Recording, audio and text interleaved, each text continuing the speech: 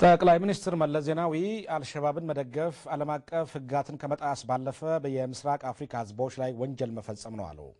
አፍሪካውያን በሶማሊያና በአካባቢው ሰላም እንዲሰፍን አስፈላጊውን መስዋዕትነት እየከፈሉ እንደሆነ ለለንደኑ የሶማሊያ ዓለም አቀፍ ጉባኤ ተሳታፊዎች አስታውቀዋል። ፍትሐወቅ ወንደሰን ጠቅላይ ሚኒስትር መለስ ዜናዊ የሶማሊያ ቀውስ መነሻ የፖለቲካ ቀውስ ነው ብለዋል። ለለንደን የሶማሊያ ዓለም አቀፍ ጉባኤ ተሳታፊዎች የዚህ ቀውስ መፍትሄ ያለውም በፖለቲካ ሂደት ነው ያሉት አቶ መለስ በተለይ ራሳቸው ሶማሊያውያኑ በቅርበት መነጋገራቸው ያለውን ፋይዳ በጋሮዌ 1 እና 2 ጉባኤዎች መመልከት እንደተቻለ ተናግረዋል። ጠቅላይ ሚኒስትሩ አሁን በሶማሊያ መረጋጋት እንዲሰፍን የአፍሪካ ሀገራት መስዋዕትነት እየከፈሉ መሆናቸውን ለጉባኤው ተሳታፊዎች ገልጸዋል። TFG and Ethiopian troops defeated Al-Shabaab based in the Bay and Bokor region and liberated Baidoa, a major source of manpower. የሶማሊያ የሽግግር መንግስት ወታደሮችና የኢትዮጵያ ሰራዊት አልሸባብን በባይና ቦኮ አካባቢ ድል በማድረግ ባይዶዋን ነጻ ወጥተዋል።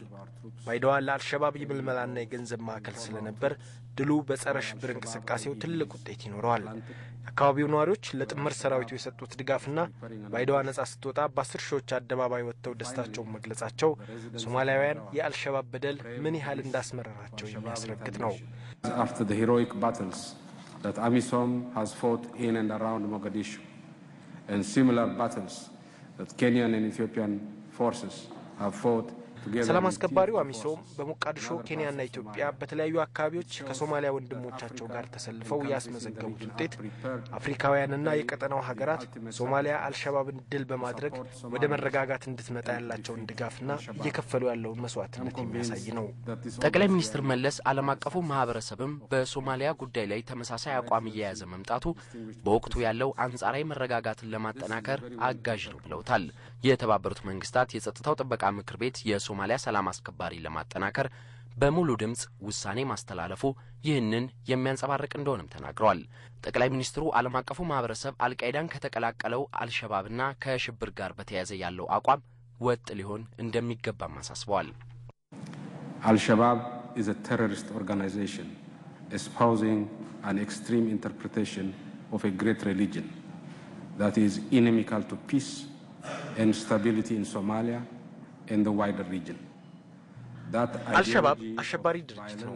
ሃይማኖትን ሽፋን በማድረግ የሚንቀሳቀስ አክራሪ ጸረ ሰላም ኃይል በተለይ በሶማሊያና በቀጠናው ሰላም እንዲሰፍን የማይፈልግ ነው። ይህ አስተሳሰብና ተግባሩ ደግሞ ሊሸነፍ የሚገባውና የሚቻል ነው። እናም የምናስተዛዝነው ነገር ሊኖር አይገባም። አልሸባብን በአንድም ሆነ በሌላ መንገድ መደገፍ የተባበሩት መንግስታት ውሳኔዎችንና ዓለም አቀፍ ሕግጋትን መጣስ ብቻ ሳይሆን በምስራቅ አፍሪካ ሀገራት ህዝቦች መልካም ህይወት ላይ ጥቃት መሰንዘር መሆኑን ዓለም አቀፉ ማህበረሰብ ሊገነዘበው ይገባል። But also constitutes a crime against the well-being of the peoples of our region. የለንደኑ ዓለም አቀፍ የሶማሊያ ጉባኤ በዋናነት ሰብአዊ ድጋፍን ለማስፋፋት በሶማሊያ ያለውን የአፍሪካ ህብረት ሰላም አስከባሪ ለማጠናከርና የተደራጀ ዓለም አቀፍ ድጋፍ ለሶማሊያውያን አንድነት ለመስጠት በመስማማት ተጠናቋል። ጠቅላይ ሚኒስትር መለስ ዜናዊም ጉባኤውን ተካፍለው ዛሬ ማለዳ አዲስ አበባ ገብተዋል።